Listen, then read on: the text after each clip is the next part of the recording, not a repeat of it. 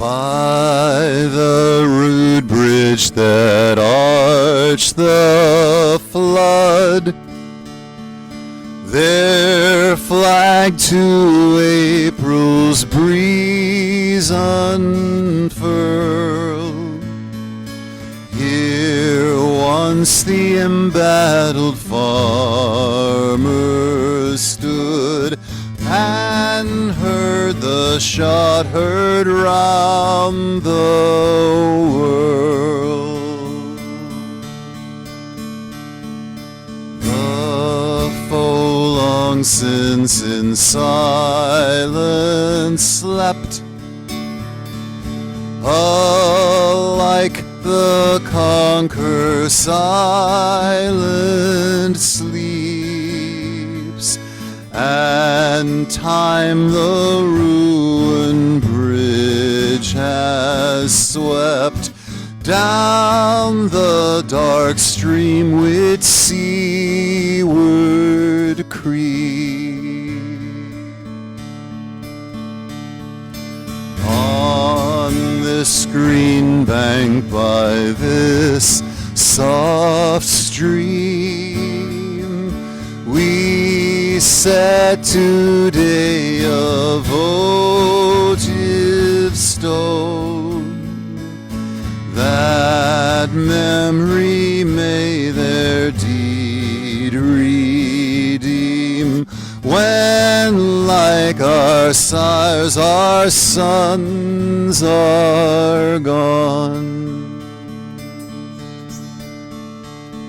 Spirit that made those heroes dare to die and leave their children free, bid time and nature gently spare the shaft we raise to them and thee. By the rude bridge that arched the flood, there flagged to April's breeze unfurled. Here once the embattled farmer stood and fired the shot heard round the world, and fired the shot heard round the world.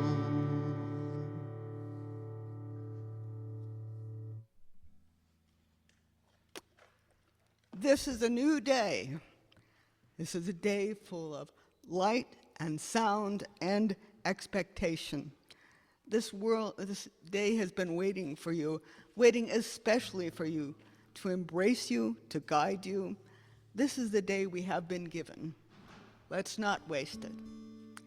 So please rise in spirit and or body as to sing our opening hymn, which is hymn number 190 in the gray hymnal, Light of Ages and of Nations.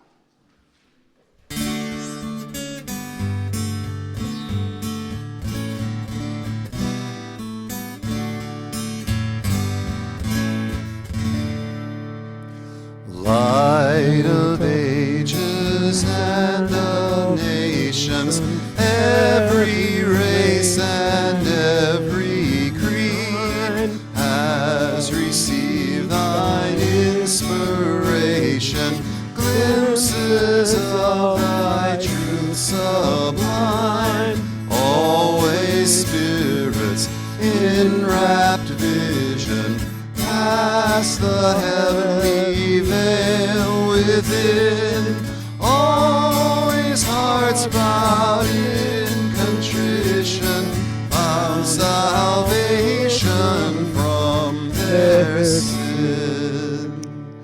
Reasons noble truth in growing clearness saw. Conscience spoke its condemnation, glimpse of proclaimed eternal law, while thine inward revelation told thy saints their prayers were heard. Prophets to the guilty nations spoke thine everlasting word. Lo, that word abideth ever. Revelation is not sealed, answering to our endeavor. Truth and right are still revealed. That which came to ancient ages, Greek, barbarian, Roman, Jew, written in the soul's pages, shines today and ever new.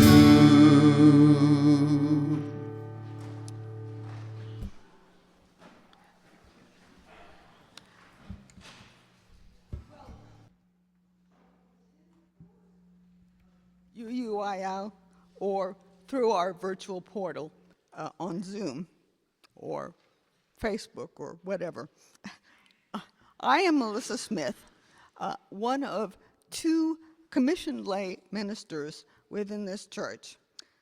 And in this role, I take as my responsibility to be something of an institutionalist within the UUA, not to defend the institution, but to help us develop a deeper understanding of our shared values and to ask the right questions of ourselves and society. And I hope to prompt you to move towards your own answers. When our settled minister, Reverend Joseph Boyd, asked me to do this service on April 19th, I, having grown up in Massachusetts, 8 miles south of the monument to the Minuteman that adorns the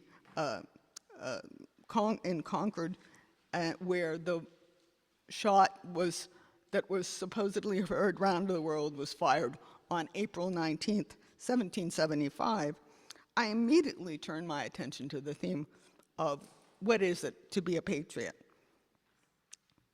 Others may be thinking of different shots. The UUYO website this week has the shot that someone in Hamilton was not going to give up. And I hope none of us will give up our shots now, because there are many to be fired, and both symbolically and otherwise. And I'm not suggesting otherwise. The announcements are printed on the back of your order of service, and I especially would turn your attention to the fact that the Social Justice Committee is meeting afterwards in upstairs here in the youth room. And also that we have a box that you can write your joys and sorrows, and they can be transmitted to Reverend Joseph. At this point, I'd like to invite Michael Gianni to do our chalice lighting.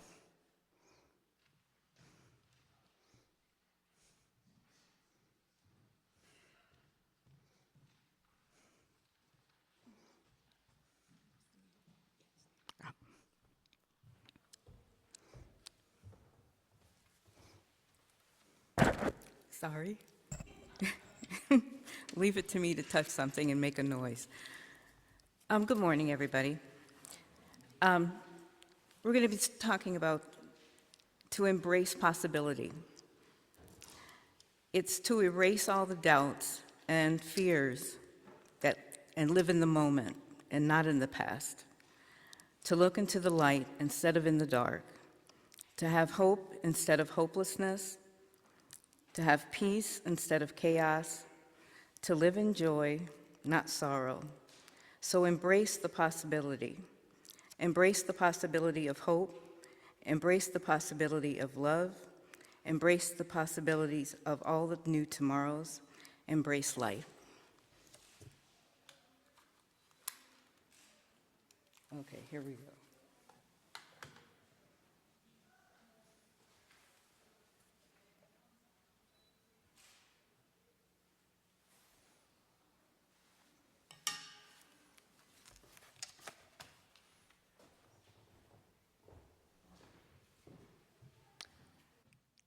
Now is the time that we greet our neighbors, and I especially want to greet the people who are joining us on Zoom.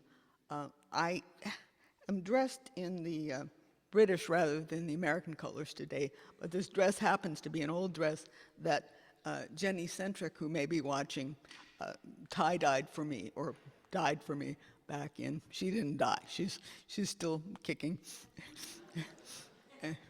But yeah. So anyway, that's the message. Hi to Jenny and hi to everybody else.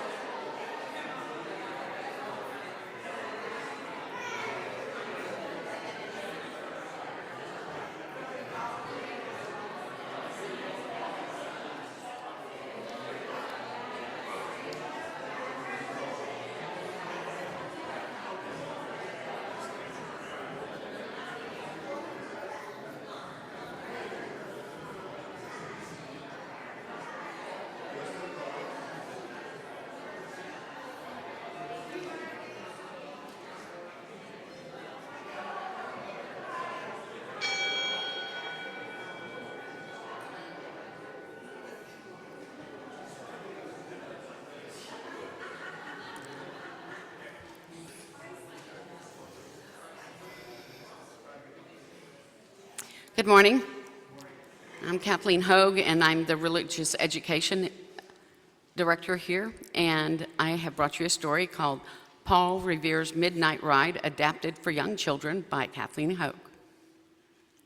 Long ago, in the year 1775, there were 13 colonies along the East Coast. They were not yet the United States, but they would become the first 13 states. This was long before there were phones, cars, or computers, and back then, people had to share important news in very different ways. In Boston, people were worried. British soldiers were moving about, and no one knew exactly what they were doing or would do next. The people in the nearby towns needed to be warned so they could wake up, get ready, and help one another. Paul Revere understood that sometimes loving your community means paying attention, making a plan, and taking action when the time is right. So Paul made a plan with a friend. If the soldiers leave Boston tonight, he said, hang lanterns in the church tower. 1 lantern if they come by land, 2 lanterns if they come by sea. I will be watching from across the water. When I see the lights, I will ride. Then Paul slipped quietly across the dark water in a small boat. The harbor was still and silver in the moonlight. Big ships floated like giant shadows. Paul rowed without a sound, dip by dip, until he reached the other shore. There waiting for him was his horse, Brown Beauty. Paul patted the horse's neck. He checked the saddle. He listened to the night. Everything was quiet. But across the water in the tall church tower, his friend was climbing up the stairs, up, into the bell tower. The pigeons fluttered, the rafters creaked. Paul's friend peered out into the dark and listened carefully. The town below looked sleepy and still. Soon he heard it. Boots on the ground, doors opening, men gathering, boats being prepared. The soldiers were on the move. Quickly and carefully, he lifted a lantern and placed it in the window. Far away, Paul watched first a glimmer, then a gleam, then a light. Paul leaned forward in his saddle and stared. Then a second light appeared. 2 lanterns. The soldiers were coming by sea. He turned his horse around. In a flash, Paul was off. Clatter, clatter, clatter went the horse's hooves. Paul rode through the night under the silver moon along the mystic river. He rode past sleeping houses, dark trees, and quiet fields. The wind tugged at his coat. The road rushed beneath him. As he rode, he called out his warning, "Wake up, wake up, the soldiers are coming." At one house, he knocked on the door. At another, he called through the window. At another, he shouted to a farmer in the yard, "Wake up, spread the word, help is needed." And that is just what people did. Dogs barked, windows opened, candles flickered to life. Neighbors woke up neighbors, families listened. Messengers hurried on to the smaller towns. People worked together. Over the bridge and through Medford he rode. Clatter, clatter, clatter. He had come to warn Captain Isaac Hall, head of the local militia. Through Lexington he rode. Clatter, clatter, clatter. The meeting house stood quiet in the moonlight. The weather vane gleamed overhead. More people woke. More candles shone. More voices whispered, "The message is here. The message is here." Onward, Paul rode toward Concord. Clatter, clatter, clatter. Now the sky was beginning to change. Night was still there, but morning was peeking in. Birds stirred in the trees. The breeze felt fresh over the fields. Paul was stopped by British soldiers before reaching Concord. But Paul was not the only rider. Another rider, Dr. Samuel Prescott, carried the warning onto Concord. Paul and his friends had done it. They carried the warning through the dark. They helped neighbors wake neighbors. They helped towns prepare. And because Paul Revere had ridden bravely through that long night, people were not taken by surprise. That is why Paul Revere is remembered, not because he acted alone, and not because courage belongs to just one person. He is remembered because he was part of a community of people who cared, watched, planned, and acted together. This is what patriotism looks like: loving your community, helping your neighbors, working together, and finding the courage to act when something important must be done. The end. Now I'd like to invite the children down to the front here, and we will do our covenant and sing our kids out.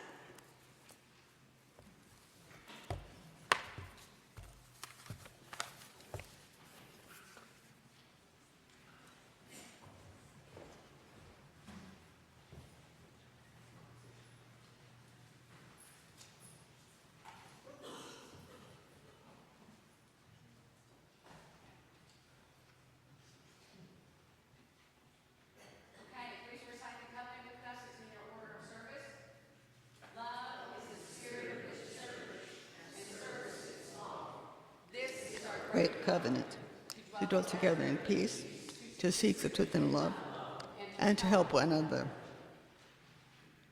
Now our going out song for our children to lead for their class is also in your order of service. Sing along with us. Go now in peace, go now in peace. May the spirit of love surround you everywhere, everywhere you may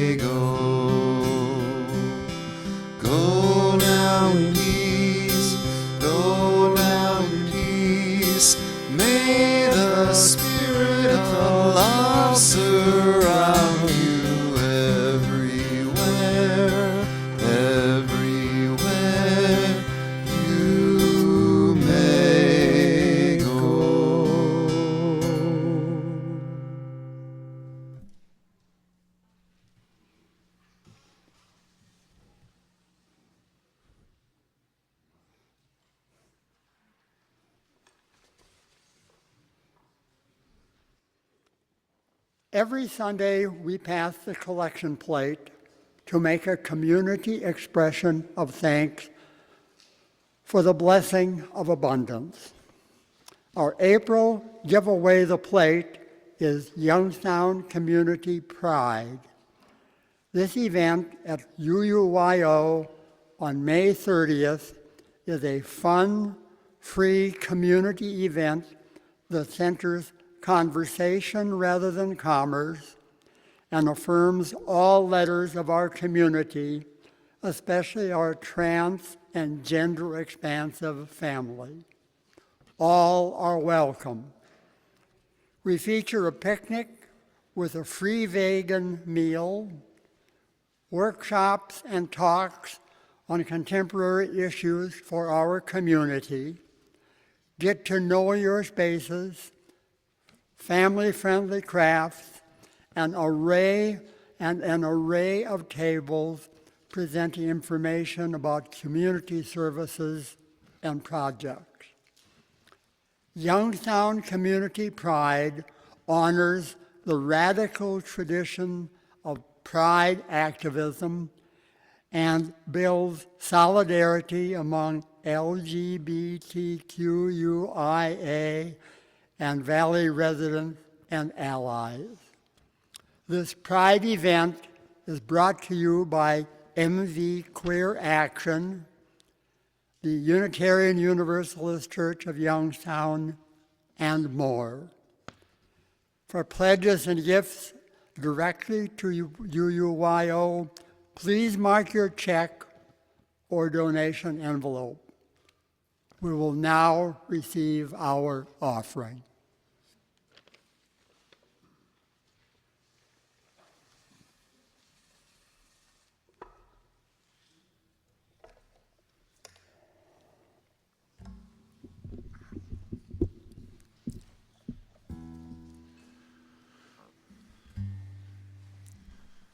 This song was written by one of the great American troubadours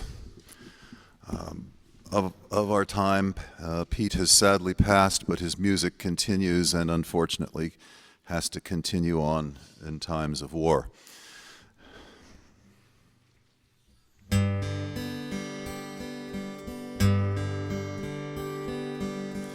Where have all the flowers gone? Long time passing. Where have all the flowers gone? Long time ago. Where have all the flowers gone? Young girls have picked them, every one. Oh, when will they ever learn? Oh, when will they ever learn? Where have all the young girls gone? Long time passing. Where have all the young girls gone? Long time ago. Where have all the young girls gone? Gone for husbands, everyone. Oh, when will they ever learn? Oh, when will they ever learn?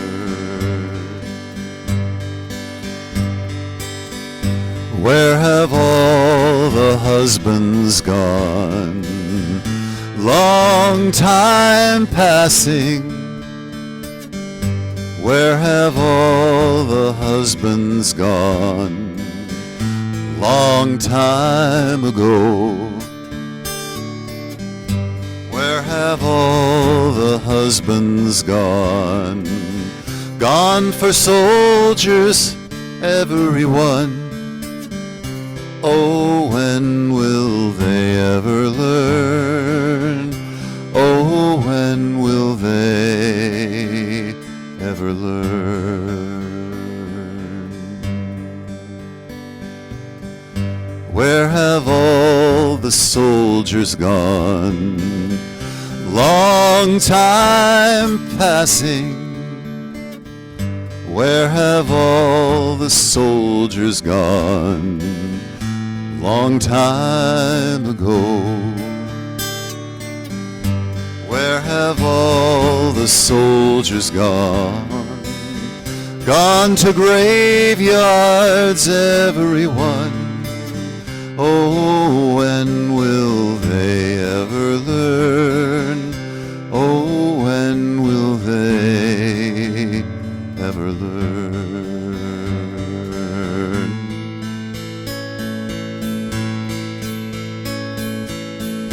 Where have all the graveyards gone? Long time passing, where have all the graveyards gone? Long time ago, where have all the graveyards gone? Gone to flowers, everyone. Oh, when will they ever learn? Oh, when will they ever learn? Where have all the flowers gone? Long time passing, where have all the flowers gone? Long time ago,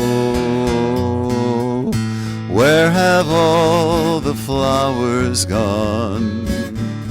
Young girls have picked them, every one.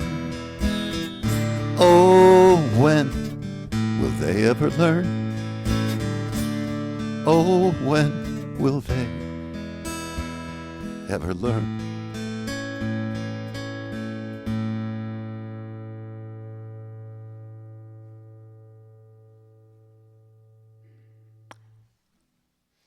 We will now enter into a few moments of meditation, breathing in peace,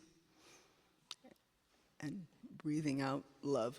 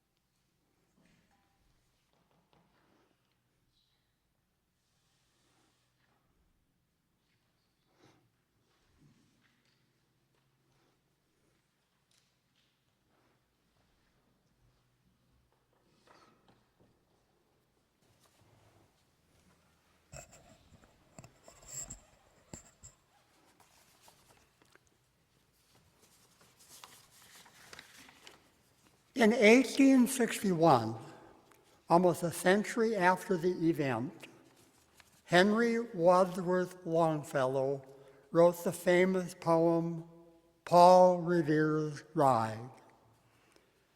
It memorialized Revere's ride to warn patriots in Lexington and Concord, Massachusetts, of the approach of the British troops.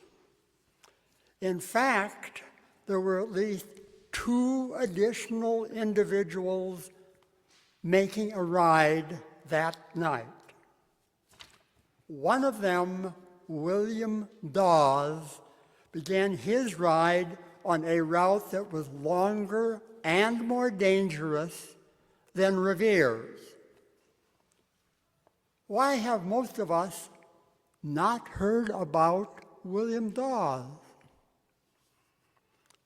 In 1896, the poet Helen F. Moore imagined what William Dawes might have said. Here is her poem, What's in a Name?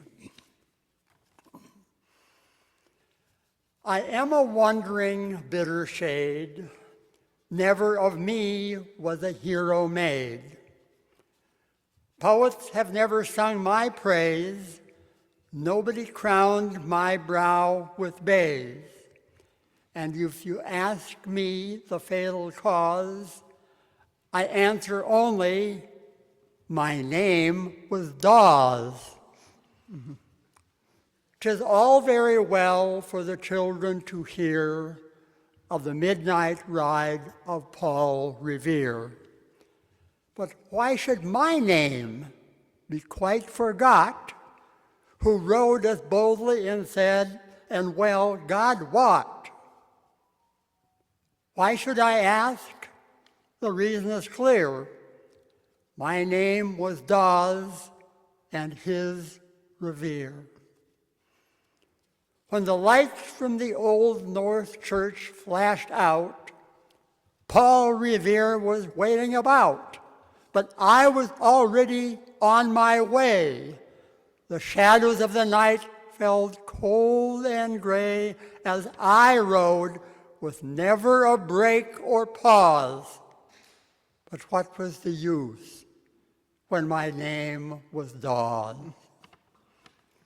History rings with his silvery name. Closed to me are the portals of fame. Had he been Dawes and I Revere, no one had heard of him, I fear.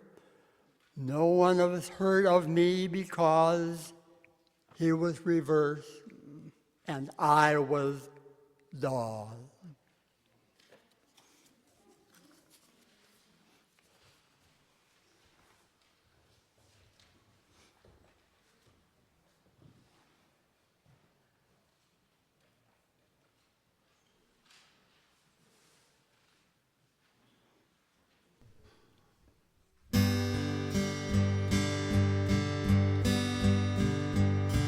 Many's the time I've been mistaken,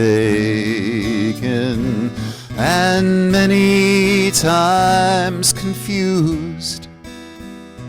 Yes, and I've often felt forsaken, and certainly misused. Oh, but I'm all right. I'm all right. I'm just weary to my bones. Still, you don't expect to be bright and bon vivant, so far away from home, so far away from home. I don't know a soul who's not been battered. I don't have a friend who feels at ease. I don't have a dream that's not been shattered or driven to its knees. Oh, but it's all right. It's all right. For we've lived so well so long. Still, when I think of the road we're traveling on, I wonder what's gone wrong. I can't help it, I wonder what's gone wrong.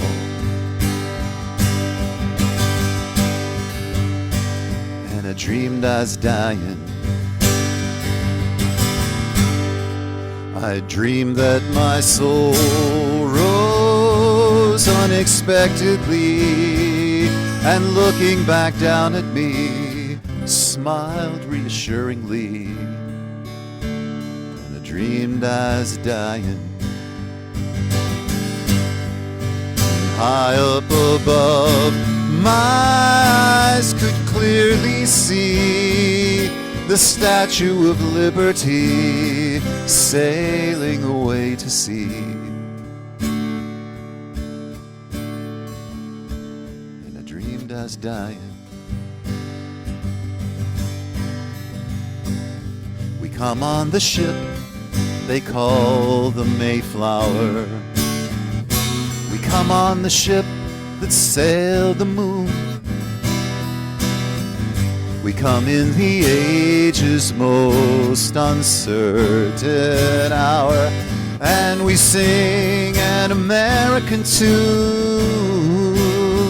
Oh, but it's all right, it's all right, it's all right. You can't be forever blessed.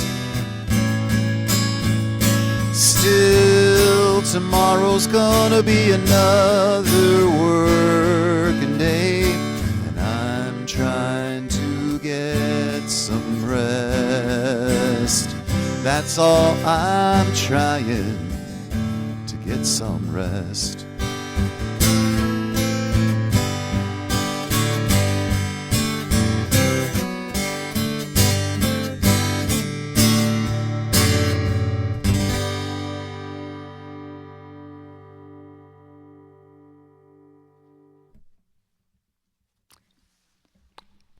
Listen, my adults, and you shall hear not of the midnight ride of Paul Revere, but of the long marathon leading up to our nation's celebration of the 250th anniversary of the Declaration of Independence from England. And the words which continue to sound relevant in this narrative. This summer, around the July 4th holiday, we can expect to be treated to many official pronouncements about what it means to be American, to be an American patriot, about the meaning of the American Revolution, a form of celebration of national self-image. Mistakes come in, as in when Henry Wadsworth Longfellow wrote Paul Revere's Ride. He wrote, "'Twas the 18th of April in 75. Hardly a man is now alive who remembers that famous day and year." Well, my teachers used to point it out. He got it wrong. It was the 19th. Last month, I was fortunate enough to attend an event at the Mahoning Public Library, sponsored by Western Reserve Public Broadcasting Company. The program consisted of about half an hour of material taken from the 12-hour documentary of Ken Burns. And after that presentation, my friend Margaret Bednato, who was also from Massachusetts, commented that back when we were growing up, we thought that the Boston Tea Party, the battles of Lexington and Concord, the Battle of Bunker Hill were pretty much it. We New Englanders had won the war. Our little portion of that history lasted about 20 minutes out of the 12-hour documentary. Proclamations that a war has been won are common and often premature. But the battle for independence, for rights, is never done. It is a marathon we are still in. And when you hear news of the Boston Marathon being run tomorrow, we can reflect on its symbolism. Of course, the original marathoner died as soon as he delivered the news of victory. We began today's service with a prelude whose lyrics were written by 19th century Unitarian Ralph Waldo Emerson on the occasion of the dedication of the Minuteman Monument that stands in front of the rude bridge that arched the flood that I last visited back in 2017. The music that Jeff sang is probably recognizable to most Protestants because it comes from a tune called the Old Hundredth, the 100th Song, that was written back in Geneva at the beginning of the Protestant Reformation. Thus, the melody itself provides a subliminal bridge across the divide that most concerned philosopher and minister Emerson between Trinitarians and Unitarian Christians, as they consider themselves. The final verse of Emerson's hymn, the final line, the shot that heard round the world, is a phrase that is commonly repeated. Music is often called to evoke a patriotic spirit, often to bypass the rational. We will be hearing competing narratives of what has happened and why. It is for us as individuals to work out what it means for us today as individuals and as a society. In preparing for today, I started exploring baseline definitions of patriot. Dictionary.com gave me 3 possibilities. This is the most I found in any dictionary. The first of which is similar to other dictionaries I consulted. So, patriot. Definition 1, a person who loves, supports, and defends their country and its interests with devotion. And I had to look up devotion. Devotion is earnest attachment to a cause, person, etc. Profound dedication, especially to religion. Or an assignment or appropriation to any purpose, cause, etc. It's an ecclesiastical definition. Often decisions, devotions, in the plural, are religious observances or worship, a form of prayer, or worship for any special use. So, our first definition throws us right into this religious context, which means this discussion is quite appropriate to our worship service, such as today. Definition number 2, on the other hand, puts us squarely in the context of politics. A patriot is a person who values individual rights, especially one who attempts to defend those rights against presumed interference by the federal government. So, that would militate against official pronouncements if they go against an individual's beliefs.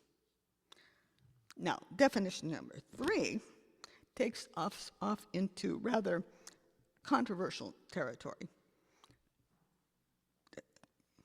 Patriot, military. Patriot, a U.S. Army anti-aircraft missile with a range of 37 miles, 60 kilometers, and a 200-pound, 90-kilogram warhead launched from a tracked vehicle with radar and computer guidance and fire control. We started off with a shot heard around the world in the name of American identity. Many such shots have been fired, and including today, probably. Which of our country's shots will be heard most forcefully around the world today? That of our Patriot missiles or our patriot who first envisioned a post-colonial world for themselves? I asked one of my caregivers, the one who gets me ready for church usually,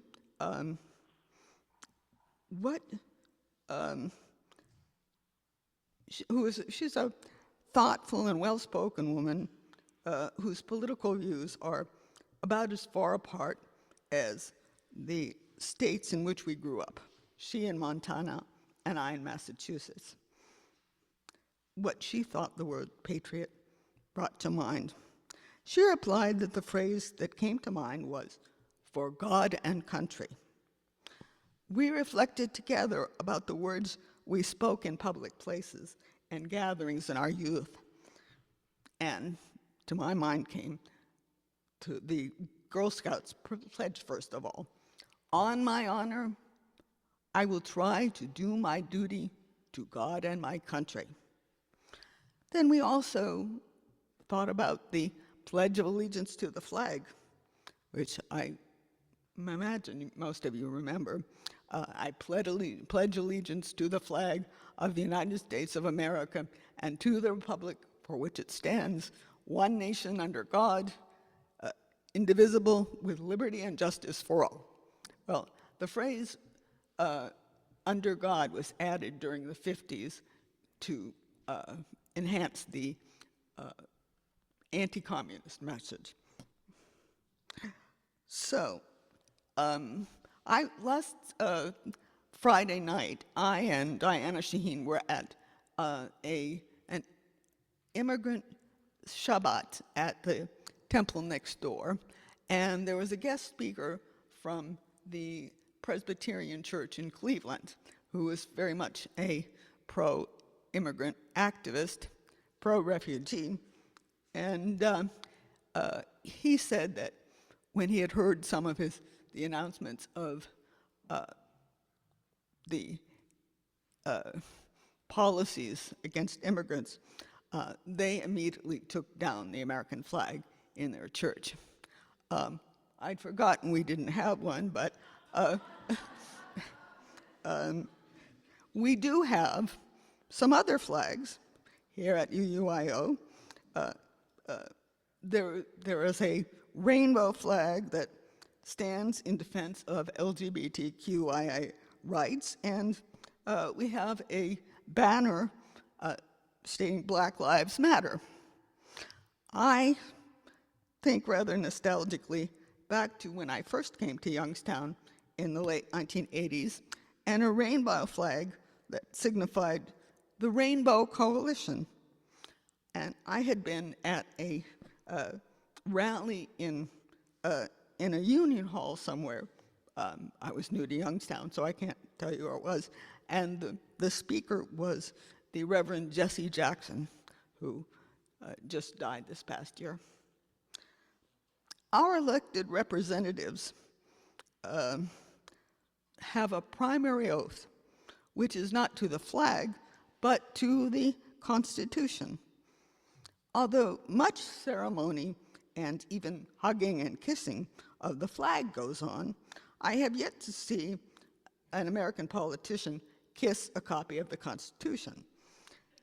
The Constitution, unlike the flag, has a lot to say, and largely what it has to say is limiting the powers of the central government. It is our national covenant. Except for some fluttering, the flag is mute and thus open to interpretation.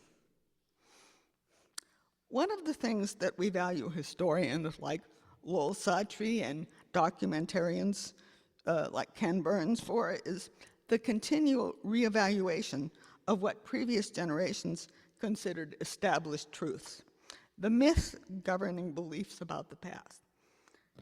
Especially in this age of facts and alternative facts, people's behaviors are guided by whatever narrative seems the most compelling.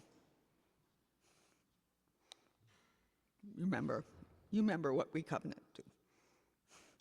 Of the first of the full 12 hours of the documentary entitled The American Revolution that aired a couple of months ago, and I'm happy to report that it will be running again 2 nights a week on Mondays and Tuesdays evening beginning this coming week. In the concluding episode, Ken Burns has a final assessment that what was revolutionary in the American experience. And what was revolutionary was a way of thinking coming out of the Enlightenment philosophy. It was a revolution in self-awareness, in identity. The main developers of the Declaration of Independence had come to think of themselves as Americans and not British or Dutch or French or some other national origin. In passing through the contradictory evidence of the 12 hours of documentary, Burns made it clear that the full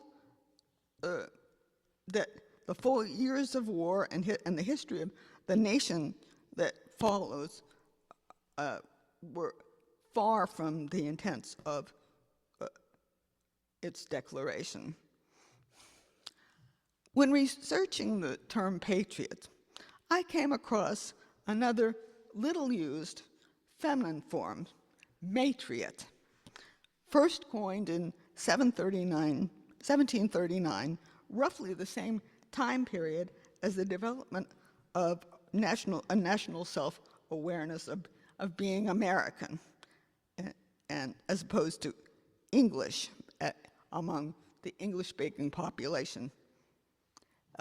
And here, matriot is definition 1, a patriot who is female and embraces feminine values. 2, a female who loves or celebrates the influence of women upon society. And definition 3, one who advocates for maternal or nurturing causes such as human rights, universal health care, the eradication of poverty, etc. And I can subscribe to all 3 definitions, but I think this last is something our church does.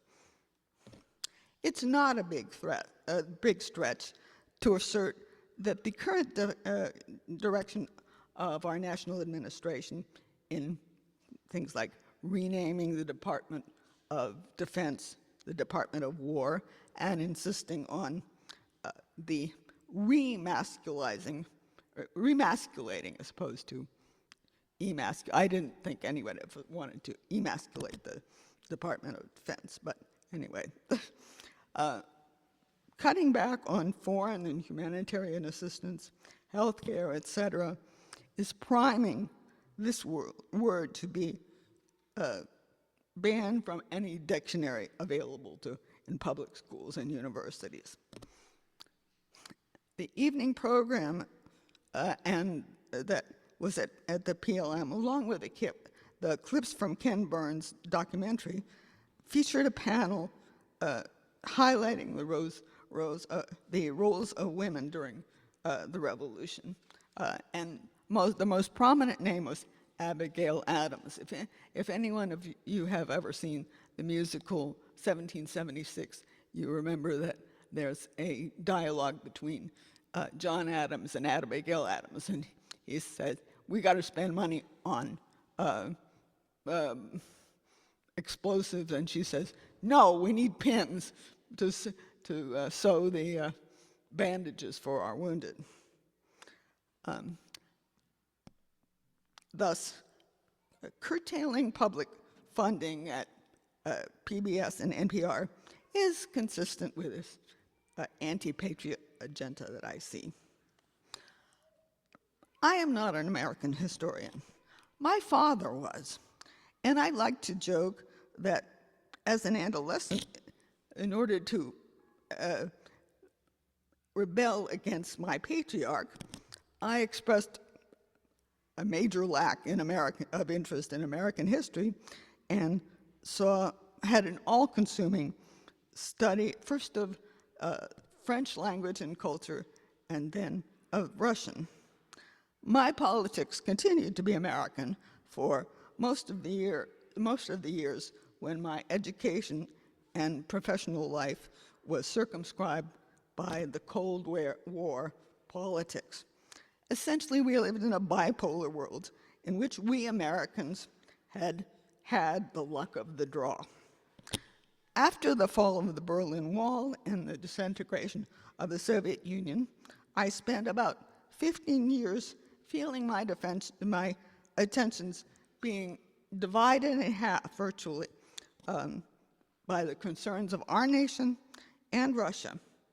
In the early 2000s, my closest friend in St. Petersburg, Russia, observing the rise of Vladimir Putin, and now, as I was writing this, I was dictating my phone, and the autocorrect thought Vladimir Putin meant Vladimir Putin. I thought that was really worth reporting.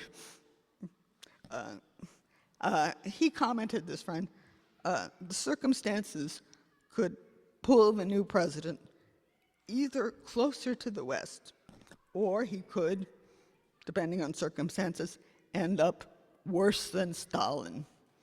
And this was back in 2001, 2002, and the phrase used, "pakrucha Stalin," that's a sort of a slang term for, well, I like to joke that the choice of my life settling in the last 15 years more in Youngstown for physical needs was dictated because the Mir space station had drowned somewhere in the Atlantic. But in roughly the last 15 to 20 years, I have had the sensation that the world was overdue for a new revolution in self-awareness. For me, this consists in declaring what my country is. My country is UUYO, Unitarian Universalist Church of Youngstown, and I covenant and have devotion to this country, to which I migrated some 40 years ago upon receiving a legal resident permit in the form of joining the YSU faculty. Once we have lived past 50, or half a century, I think we begin to contextualize our lives in history. And I like to say that in my adult life, we have adopted the feminist slogan, "The personal is political and the political is personal." Women in the 70s were insisting that women's concerns join the political conversation, and we have come to the point where any person's politics is the way they think the world should go. Well, I am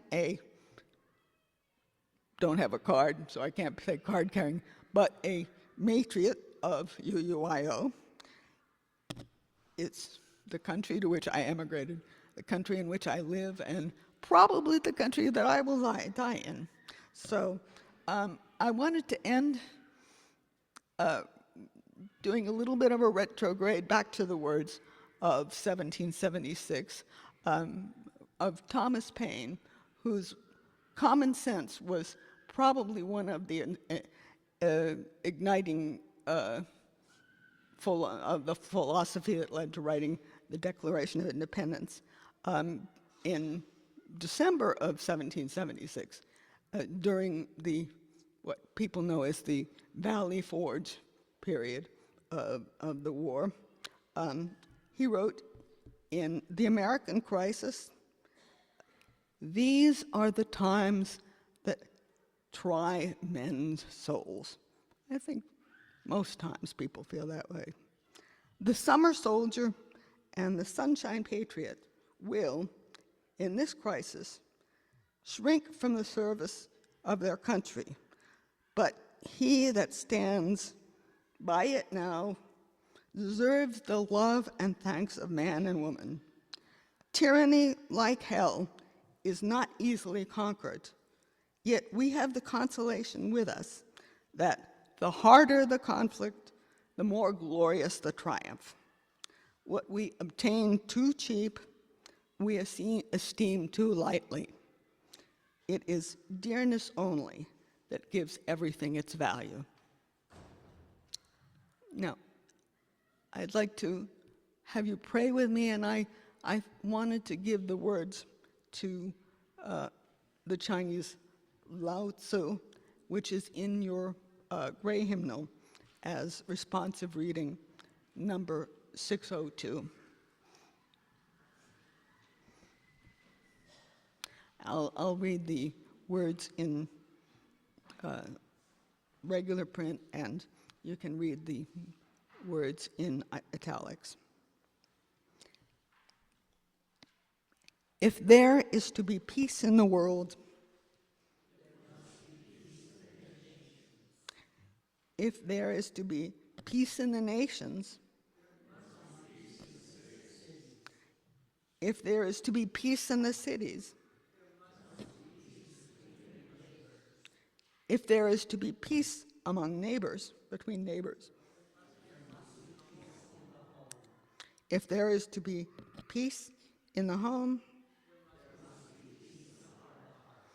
I pray that we can have peace in our hearts and all of the rest. So be it. Amen.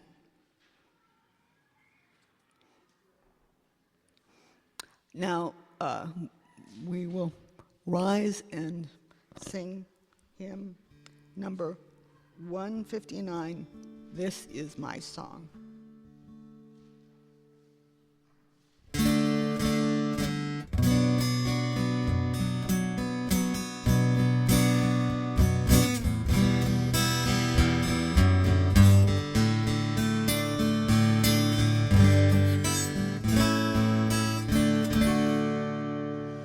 This is my song, O God of all the nations,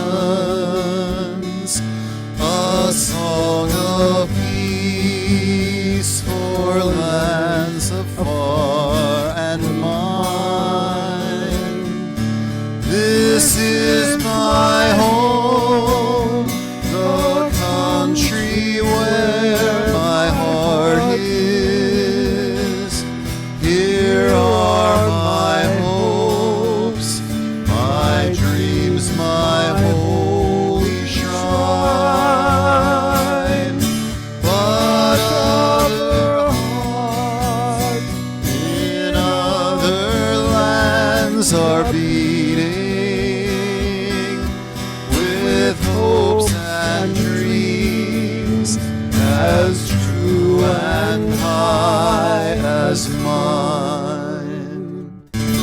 My country's skies are bluer than the ocean, and sunlight beams on clover leaf and pine.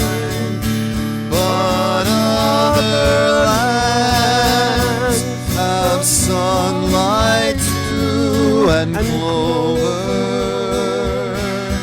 and skies are everywhere as blue as mine. Oh, hear my song, thou God of all the nations, a song of peace for their land and for mine.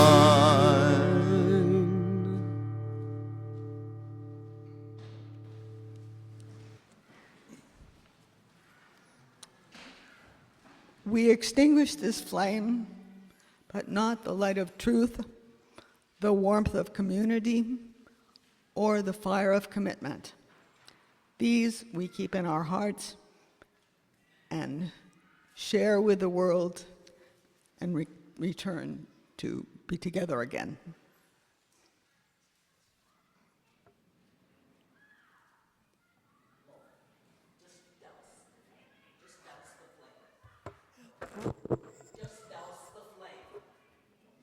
Yeah. We extinguish this flame. We already said it. We are just Yeah, well, to reiterate, yeah, I mean, we don't really want to drown the flame, but it has to rest sometime. Build the road of peace before us, build it wide and deep and long. Speed the slow, remind the eager, help the weak and guide the strong. None shall push aside another, none shall let another fall. Work beside me, sisters, brothers, all for one and one for all. Part, please remember the one true fact: you are loved and never truly alone.